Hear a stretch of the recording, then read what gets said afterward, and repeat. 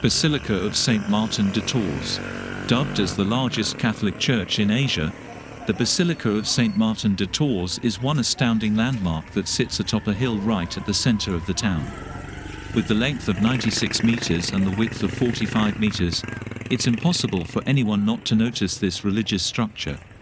The church had gone through several reconstructions. What we can see now was the last construction done in 1856 under Father Marcos Anton, who sought the help of architect Luciano Oliver, who supervised the design and construction of the basilica. Two distinct features of the basilica are the facade, which will remind you of the St. Peter's Basilica in Rome, and the silver tabernacle, claimed to be the only one of its kind in the country. Often called Taal Basilica, the church is among the most visited destinations of people from various places during the Lenten season. This church is also popular among couples who will tie the knot.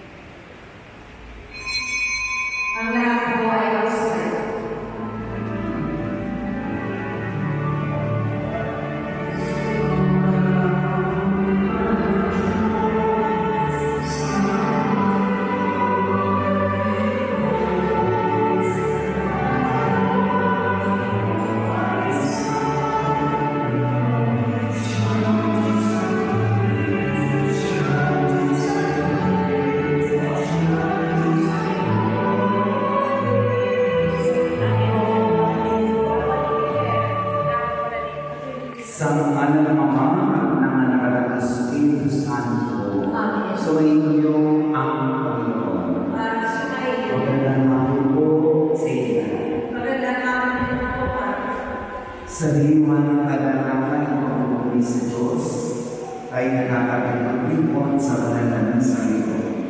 At sa mga natin sa Lord at receive sila mga ako ng pamilya at kapapang sa isa't isa. Piliin natin ang benedisyon mula sa buo kay Papa. Pangiliin natin ang ating mga nalawang magpapasanan. Sabay-sabay tayo. Inaamin ko sa mga pagkirin ng Diyos. At sa iyo ang kapatid, nalaba ang nagkasala sa isip, sa salita at sa gawa, at sa aking pagkukulang. Kaya sinasama ko sa mga nagpapilihan, sa lahat ng mga kailan ng banal, at sa iyo ang kapatid, na ako'y manalangin sa Panginoon ating Diyos. Kawawan ay ang mga pagkirin ng Diyos. Patawarin tayo sa ating mga kasalanan, pagbabayan natin sa buhay na walang hanggan. Amen.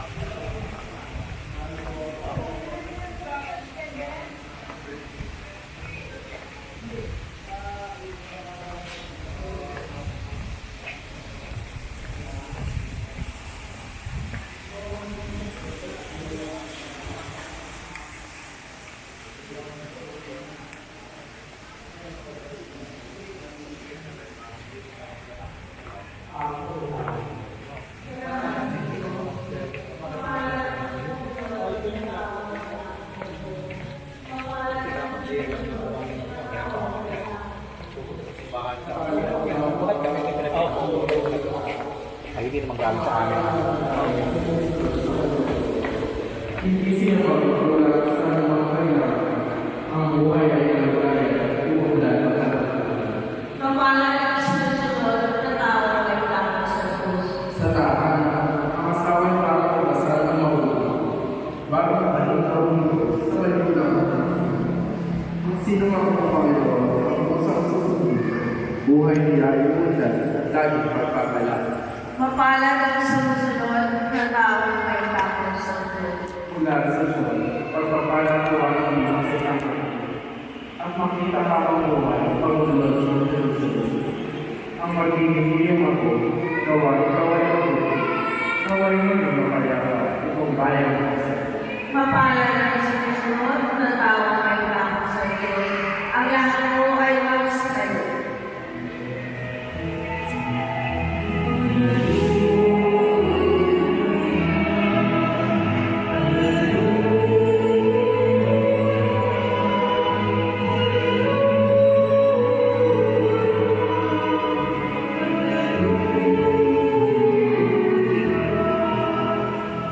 Sumainyo ang Panginoon. At sumayo. Ang mabuting balita ng Panginoon ay kay San Mateo. Papuri sa iyo, Panginoon. Noong panahon iyon, may mga Pariseo lumapit kay Jesus. Pinagkakasilin siya sa pamamagitan ng talagay ko. Naaayon ka sa kapusanan ng walaya ng lalaki na nasawa sa kapitan ng kalagayan.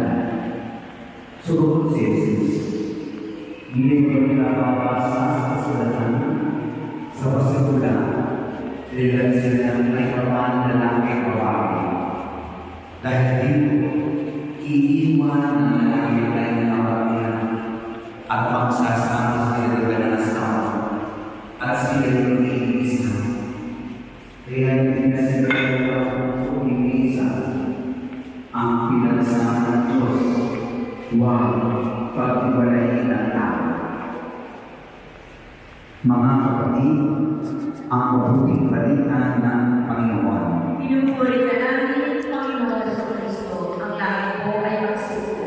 Magandang hapon po muli sa inyo lahat. Magandang hapon din po, Pa. Unang aming pagbati sa mga magulang na inakasal. Magandang hapon po. Sa mga ninong namin na tutapon po sa inyo. Sa mga abay ay pinagpapaan ng mga inakasal. Sa mga tagang ilan Lord sa San Pascual. Sa mga tagang Hilera Kawayan sa Pascual din. At dahil pa si mga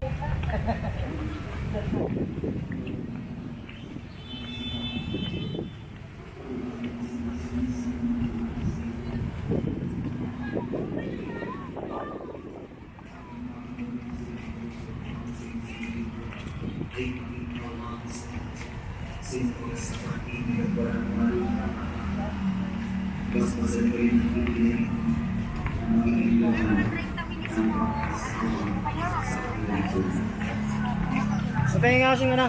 Malis po, malis po to.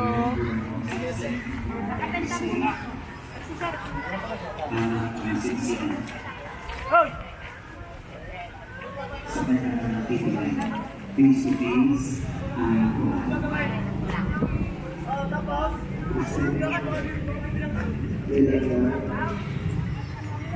hindi na nakakapag sila. Isuro mo at pakain natin ang singsing na ito na siyang talga nakakapag at pakain. Anak, Spirit sa akin. Christine Singsing anak na Singsing sa kanyang natitibay.